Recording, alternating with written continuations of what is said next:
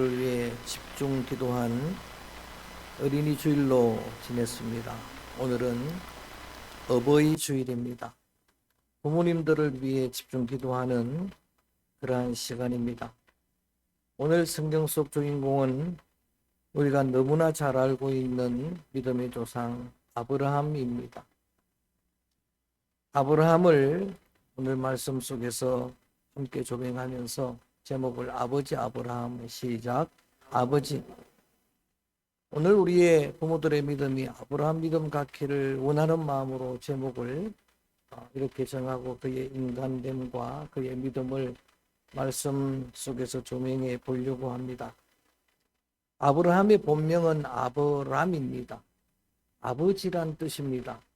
히브리의 아비, 아빠는 우리의 아비, 아빠랑 똑같은 의미입니다. 아버지란 뜻입니다.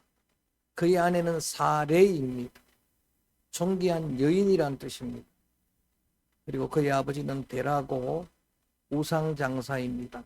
그의 고향은 갈대아우르입니다. 메소포타미아 문명의 발상지입니다. 유프라테스, 티그리스 강들이 풍성한 문명은 전부 강들이 있는 데서 발상을 했습니다. 그러한 포타일랜드, 비옥한 땅입니다. 그곳에 살던 데라 아브라함 사레의 조카 롯이 하란으로 이주해 살아갑니다. 그 하란은 나중에 야곱이 살았던 야곱의 외삼촌이 살던 고향입니다. 그곳에서 데라가 세상을 떠나게 되자 하나님이 어느 날 아브라함에게 나타나셔서 아브라함을 부르시고 말씀을 오늘은 찾아갑니다. 창세기 12장 1절로 가봅니다. 창세기 12장 1절 한 목소리로 읽어봅니다. 시작. 여호와께서 아브라함에게 이르시되 너는 너의 고향과 친척과 아버지의 집을 떠나 내가 내게 보여줄 땅으로 가. 하나님께서 아브라함을 부르시더니 고향, 친척, 아버지 집을 떠나라고 하는 그런 명령의 말씀을 주십니다. 고향이나 친척이나 아버지 집은 익숙한 곳입니다. 기득권이 있는 곳입니다. 안주하던 곳입니다. 그 안주의 자리를 떠나라가 제일 처음에 주신 명령입니다. 정말 순종하기 어려운 말씀인데 4절 말씀 읽어봅니다. 그 말씀에 아브라함이 순종합니다. 시작. 이에 아브라함이 여호와의 말씀을 따라갔고 롯도 그와 함께 갔으며 아브라함이 하란을 떠날 때에 75세였다. 함 따라합니다. 아브라함이 말씀을 따라갔고 똑같이 고향을 떠나는데 조카 롯은 그와 함께 간다고 합니다. 아브라함은 말씀 중심으로 출발을 하고 그리고 롯은 사람을 따라가는 거예요. 똑같은 출발인데 갈수록 영적 간극이 벌어집니다. 그 말씀에 아브라함이 순종한 이것을 히브리서 11장 믿음의 장에서는 믿음으로 간주를 합니다. 그것도 하나님이 보여줄 땅, 옛 성경에는 지시하실 땅으로 보여준 땅도 아닙니다. 갈 바를 모르고 갔다는요. 히브리 11장 8절에 아브라함을 갈 바를 모르고도 말씀을 따라갔다라고 그렇게 그의 믿음을 인정을 해주고 계십니다. 오늘 어버이를, 부모를 위해 기도하는 첫 번째 기도 제목입니다. 아브라함의 믿음을 본받아서 기도 제목으로 삼는 겁니다. 여러분, 우리의 부모들이 아브라함처럼 말씀을 따라가는 부모 되기를 주의 이름으로 축복합니다. 부모를 위한 다양한 효도의 법이 있습니다만은 저는 가장 귀한 효도가 영적으로 부모를 구원을 시키고 그 부모들을 위해 기도하는 것. 이 제목 가지고 기도하는 것. 우리의 부모들이 특별히 가정의 가장인 아버지들이 말씀 따라가기를 주의 이름으로 축원합니다. 말씀에 자신의 삶을 정렬시키는 것. 말씀의 방향에 자기의 주파수를 맞추는 거예요. 여러분, 그 길이 복된 길인데 우리의 부모들이 그런 믿음 되기를 원하는 것. 약속의 땅 가나안, 그곳은 굉장히 먼 곳입니다. 대략 한 2,500km 되는 먼 길인데 지시하실 그 땅으로, 보여줄 땅으로 도착했는데 그 땅이 바로 가나안 땅, 이스라엘 땅입니다. 그 땅에 도착한 아브라함이 무엇부터 하는지를 한번 또 조명해 봅니다. 12장 8절 말씀 읽어봅니다. 12장 8절 말씀 시작. 거기서 옮겨 장막을 치니 서쪽은 베델이요 동쪽은 아이라. 그가 그곳에서 여호와의 제단을 쌓고 여호와의 이름을 부르더니 아멘. 약속의 땅 가나안에 도착했는데 아버지 아브라함은 그가 제일 먼저 한 일이 무슨 일인가? 그곳에 제단을 쌓았어요. 그리고 여호와의 이름을 불렀다. 그리고 지금부터 아브라함 이야기가 나오면 아브라함은 가는 곳마다 제단을 쌓습니다. 두 번째 기도 제목입니다. 아브라함의 믿음 갖기를 원하며 부모를 위해 기도할 때에 우리의 부모들이 제단 중심의 믿음 되기를 주의 이름으로 축원합니다. 가는 곳마다 교회 중심, 예배 중심, 그러한 예배 중심의 삶을 자녀들에게 보여줄 수 있는 그런 믿음의 자녀들. 애굽에 내려갔다가 돌아와서도 13장 14절에 또 제단을 쌓고 헤브론 그 토박한 땅을 약속을 받고도 또 거기서 제단을 쌓고 22장에서는 모리아산에 제단을 쌓고 계속 제단 쌓는 그런 여러분 아브라함의 삶을 조명해 보면서 교회 중심, 예배 중심 이것이 얼마나 귀한 믿음인지를 보는 것. 약속의 땅 가나안에 도착해서 사는데 그곳은 약속의 땅이긴 하지만 현실적으로는 굉장히 아브라함이 적응하기 어려운 땅, 흉년의 땅입니다. 다 있지는 않습니다만 제가 성경을 다 읽어보며 이 설교 원고를 작성을 했습니다. 여러분 가나안은 약속의 땅은 흉년이 드는 땅. 그 해에 특별히 심각한 흉년이 들었을 때 아브라함이 약속의 땅을 떠나는 겁니다. 점점 남방으로 내려갔다고 해요. 영적으로 내려가는 길은 굉장히 위험하다고 몇 번 강조를 해드렸습니다. 예수님께서 비유로 하신 말씀 보면은 예루살렘을 떠나 여리고로 내려가던 한 사람 이야기가 나와. 믿음의 길을 떠나 세상으로 내려가는 길. 그 길은 위험한 길입니다. 다 여리고까지 가기도 전에 다 잃는 길입니다. 여러분 가다가 온더웨이 도중에 강도를 만나 도중에 맞아 그만 죽게 되는 다시스로 내려가는 배를 탔다가 요나가 풍랑을 만나면 가보지도 못하고 그리고 물고기 뱃속에 들어가는 그런 위기를 맞았는데 아브라함도 마찬가지예요. 점점 내려가다 어디까지 내려갑니까? 애굽까지 아프리카까지 내려가는 거예요. 이스라엘은 그 길목이잖아요. 내려가면 아프리카, 이쪽으로 가면은 터키가 되고 또 중동이 되고 이렇게 되는 그런 길목입니다. 점점 또 다른 문명의 발상지, 비옥한 땅, 에이집트로 애굽으로 내려가. 그 내려가는 길은 위험한 길, 잃는 길입니다. 내려가는 도중에 아브라함이 심각한 문제를 자각을 하게 됩니다. 여러분 아브라함의 강점은 아내가 예쁘다는 것. 아내가 미인입니다. 가나안에 있을 때는 장점이 되는데 애굽에 내려가려고 보니까 이게 큰 문제가 되는 거예요.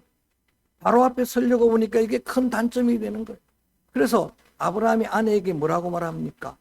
내가 가서 죽을지도 모르니까 당신을 내 누이라고 속이자. 그래서 내가 살아야 되겠다. 믿을 수 없는 남편입니다. 세상에 믿을 수 없는 남편이 아브라함이에요.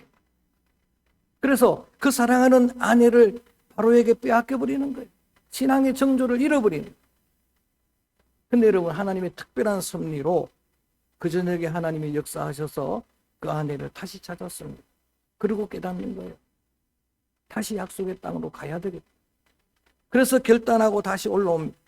그런데 여러분 놀랍게도 바로왕이 그에게 많은 재물을 줍니다. 아멘이 하지 할렐루야. 많은 종들을 줍니다. 부자가 되어 돌아오는 거예요.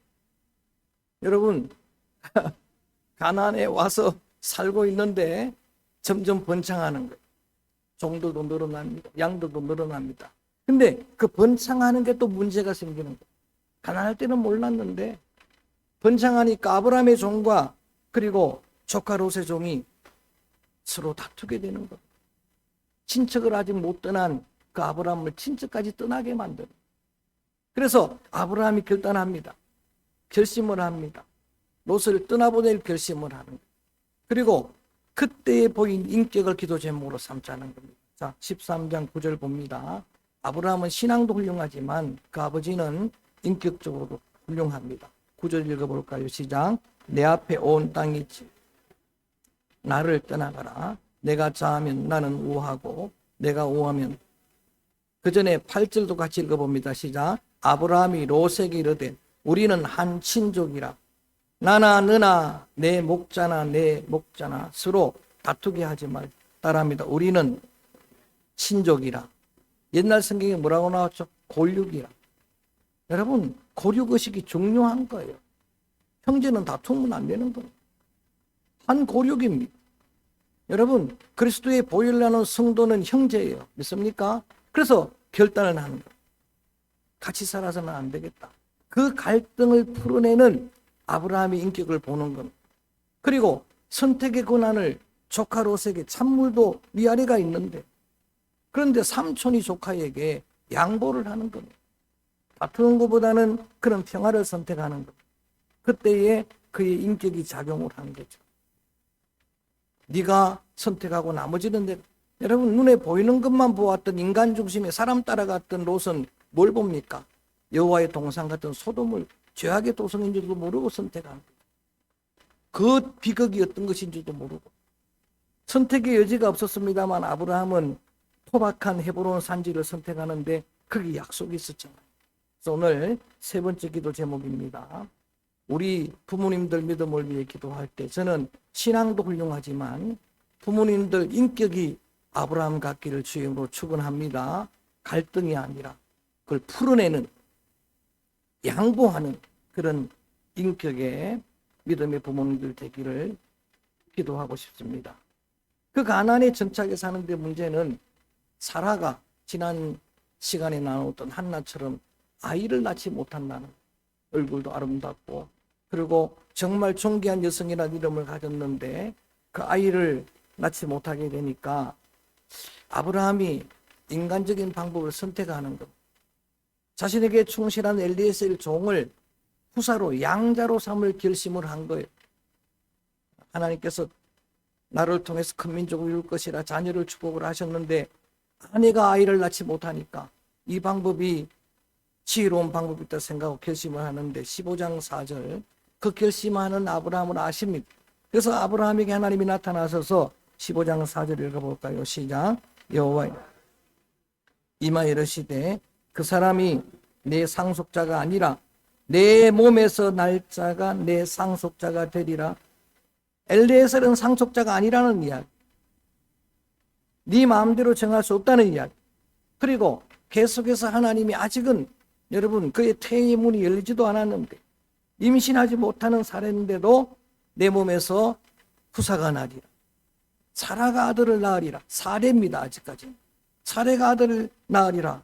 그런데 그 말씀을 도저히 잘 믿어지지 않는 말씀이지만 중요한 건 우리 한번 6절 읽어볼까요? 6절 말씀 시작. 아브라함이 여호와께서 이를 우리 한번 따라하면 아브라함이 여호와를 뭐하매? 믿음에 이걸 의로 여겼다는 거예요.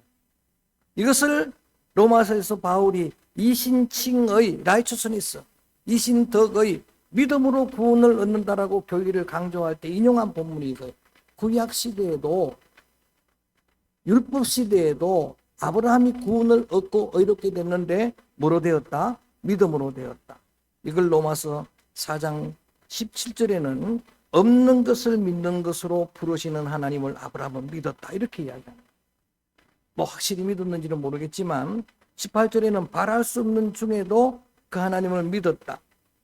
자, 이렇게 믿음을 가졌는데 문제는 10년의 세월이 흐르는 동안에도 아내 사례가 임신을 하지 않는 거예요. 하나님의 약속이 지연되는 게 문제예요. 그러니까 아브라함도 조급하게 된 거죠. 특별히 여러분 사례가 조급한 거예요. 자기는 아이를 갖지 못하는데 그리고 후사를 엘리에셀도 두지 못하는, 그러니까 또 실수를 하게 되는 거예요. 그 실수가 뭔가 하면은 자기의 몸쪽 애굽의 여인 하갈을 첩으로, 아브라함이 그 말을 잘 듣잖아요. 그 이야기를 잘 듣고 첩으로 맞이하는데 또 놀랍게도 금방 아이가 잉태되고 출산됩니다. 그 사람이 누구라고요? 이스마엘이에요. 그 실수로 이스마엘이 오늘 아랍의 여러분 조상들 아닙니까? 지금까지 원수가 되는 게 같은 형제 있는데 이스마엘이. 그 이스마엘이 이제 13살까지 자랐습니다. 그래도 하나님은 약속한 그 후사를 주지 않는 거예요. 아브라함 나이 99세가 된 겁니다. 그 다음에 여러분, 사레의 나이는 89세요. 가능합니까? 99세, 89세 끝났잖아요. 그래서 아브라함의 마음의 믿음도 하나님은 없는 것 중에 부르시는 하나님으로 믿었는데 안 되니까 믿음이 흐려졌어요. 그때 17장 1절 갑자기 하나님이 나타나시니 이렇게 믿음이 흐려질 때 여러분 17장 1절을 봅니다. 하나님이 자기를 선언하시는 거예요. 시작. 아브라함이 여호와께서 아브라함에게 나타나 나는 전능한 하나님이라. 너는 따라합니다. 나는 전능한 하나님이라. 자, 자기의 나이는 99세, 아내의 나이는 89세, 경수가 끊어지고 이제는 더 이상 후사는 낳을 수 없는데 하나님께서 아브라함에게 나타나셔서 전능한 하나님이라 선언하신 게 어떤 의미일까요? 엘사다입니다. 전능한 하나님. 물러갈지어다. 전능한 하나님이라. 그게 뭘까요? 엘샤다이. 여러분 아직도 신학자들이 그 뜻을 잘 몰라요. 근데 사라임이란 단어가 어머니의 모태예요. 모태. 그래서 그렇게 나오는 이야기가 아니겠는가? 어머니의 모태는 어떤 곳입니까? 여러분, 없던 생명이 잉태가 되고 없던 생명이 하나님의 형상으로 태어나고 할렐루야. 이게 창조주 하나님이라는 뜻이에요. 올마이티예요. 전능하신 하나님. 저는 그 하나님을 여러분이 믿게 되기를 축원합니다. 우리 생각에는 안 맞아요. 도저히 안 맞죠. 그래서 그 이야기를 듣고 아브라함이 여러분 웃었습니다. 아브라함의 이름을 아브라함으로 바꾸는 거예요. 아브라함은 아버지인데 아브라함은 열방의 아버지. 그 그릇을 키워놓았어요. 열국의 아버지로 이름을 바꾸어 놓았습니다. 그래서 지금 우리 믿는 모든 믿음의 사람들이 아브라함을 뭐라고 부릅니까? 믿음의 조상이라고 부릅니다. 그리고 3대 종교의 조상이 아브라함이에요. 유대교도 조상이 아브라함입니다. 이슬람교도 조상이 아브라함이에요. 이스마일이잖아요. 그리고 개신교도 믿음의 조상을 누구라고?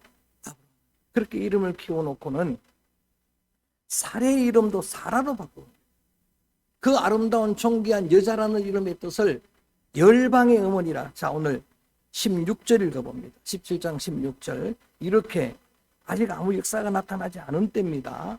16절 시작. 내가 그에게 복을 주어 그가 내게 아들을 낳아주게 하며 내가 그에게 복을 주어 그를 여러 민족의 어머니가 되게 하리니 민족의 여러 왕이 아니 자신의 나이가 99세고 아내의 나이가 89세인데 하나님은 그가 아들을 낳는다고 이야기를 하는 거예요.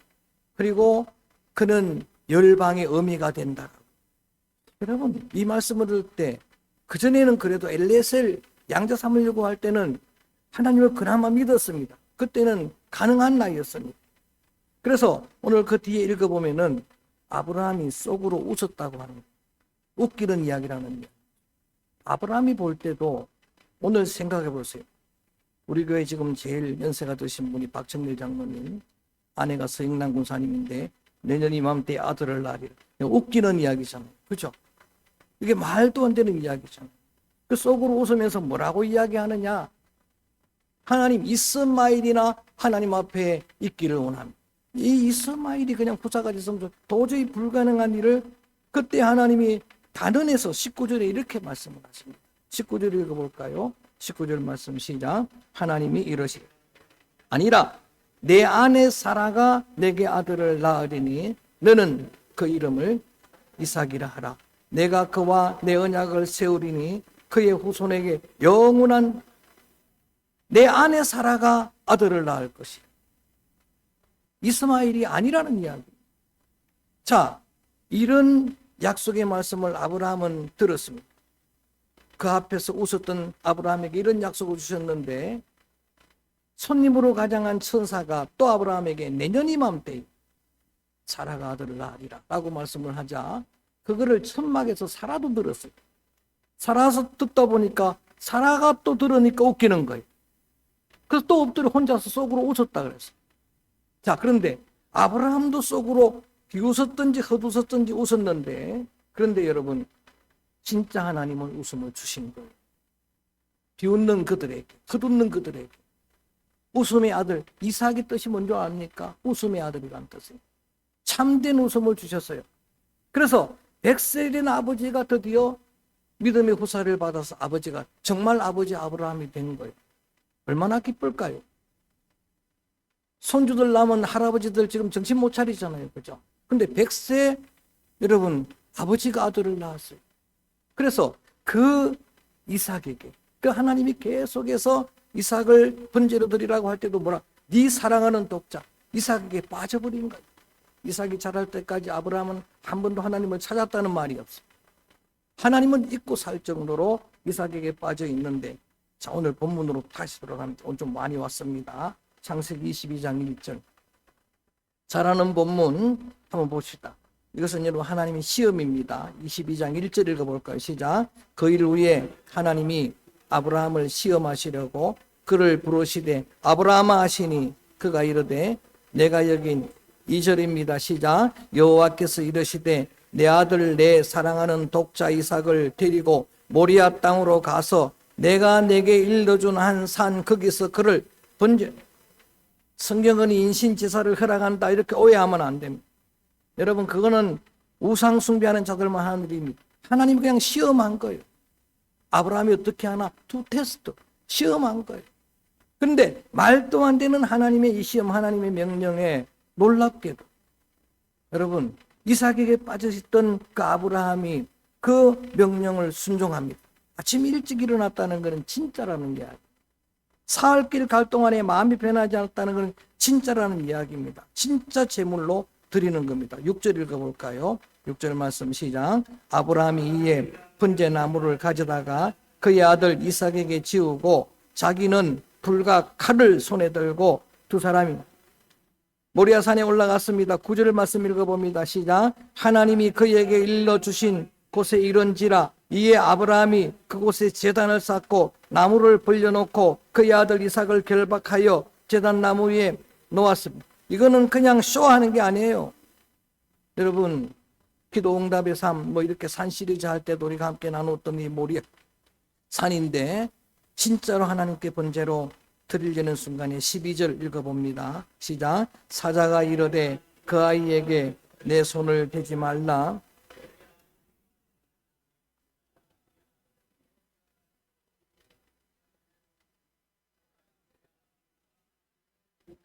여러분 놀라운 말씀입니다.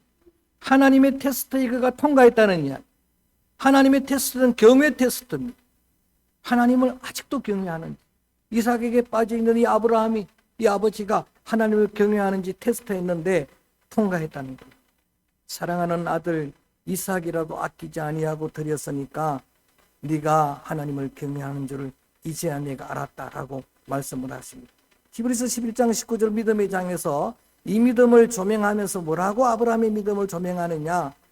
자식을 번제로 드리는 그 믿음은 하나님을 죽은 자도 살리시는 하나님으로 믿었기 때문에 가능합니다.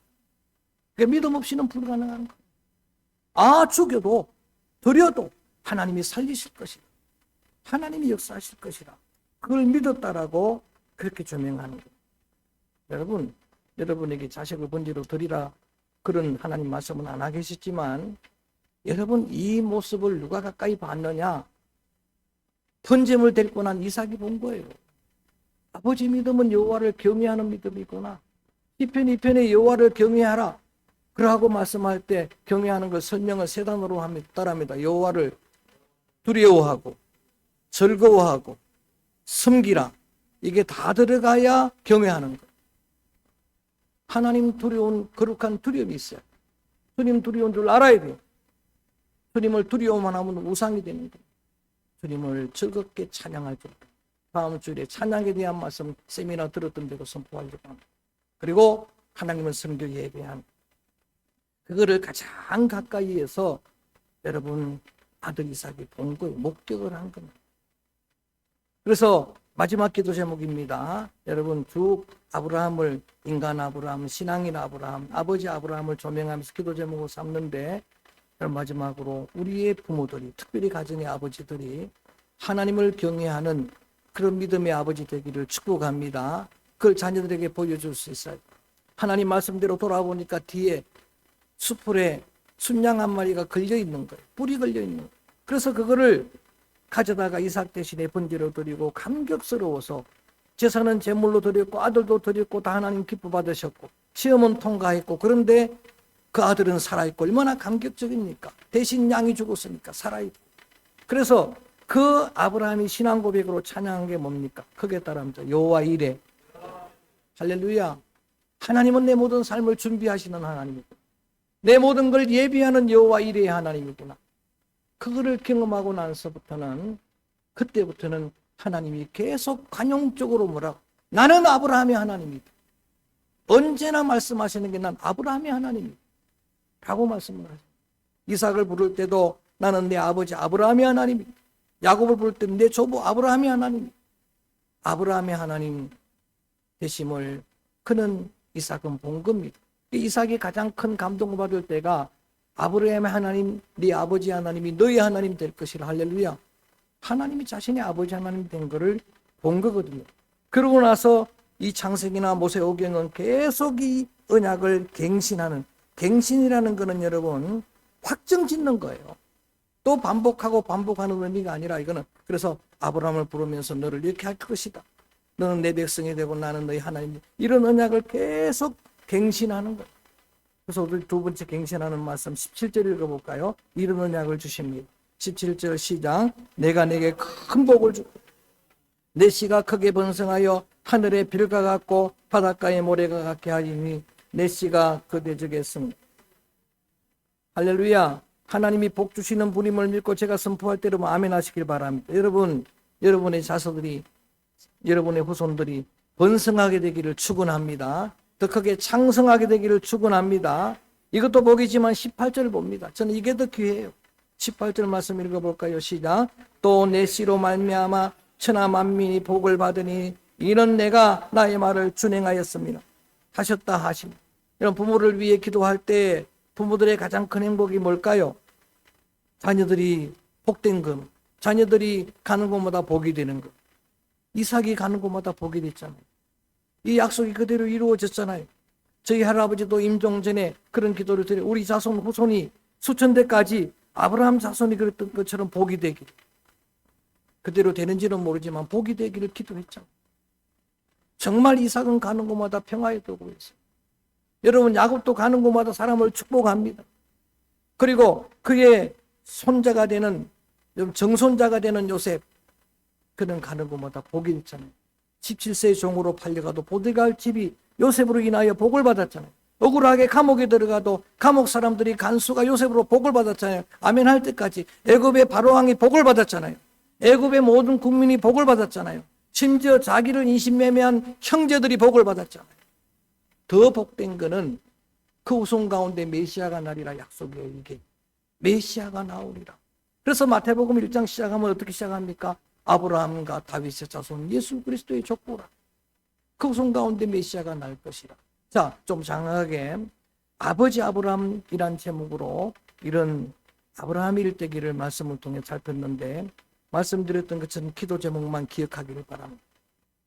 부모를 위해 이 시간 함께 기도하려고 하는데, 우리의 부모들이, 특별히 가정의 가장인 아버지들이 말씀 따라가기를 축원합니다. 삶의 정렬을 말씀에 맞추고 언약에 맞추고 주파수를 거기에 맞추고 끝까지, 그리고 어디를 가나 제단 중심, 예배 중심, 교회 중심, 교회의 어떠한 부정한 이야기도 자녀들에게 하면 안 돼요.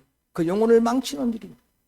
여러분, 교회 중심, 여러분의 신실한 헌신이 본으로 보여지는 그런 귀한 부모님들, 그리고 인격적으로도 훌륭해서 어떤 갈등도 해결해내는, 양보하는 그런 인격적인 아버지, 여호와를 경외하는, 하나님 두려운 줄 알고 하나님을 자식보다도 우선순위에 두는 그런 믿음의 부모 되기를, 그리고 그의 후손들이 복이 되었던 것처럼 오늘 우리가 부모님들을 위해 기도할 때, 그의 후손들, 성도들을, 부모들을 위해 기도할 때 그의 자손들이 어딜 가나 복이 되기를 오늘 이 찬양 드리고 기도하겠습니다. 다 표현 못해도 그 사랑 얼마나, 하나님의 사랑도 우리가 다 표현 못하잖아요. 또 부모의 은혜도 나실제 괴로움 다 잊으시고, 여러분 어버이날 하루 되면 그날 기억하잖아요. 다 표현 못해도 이제 나면 표현하겠습니다 하는 찬양 부르고 부모님을 위해 기도하겠습니다. 그 사랑 얼마나 찬양드립니다.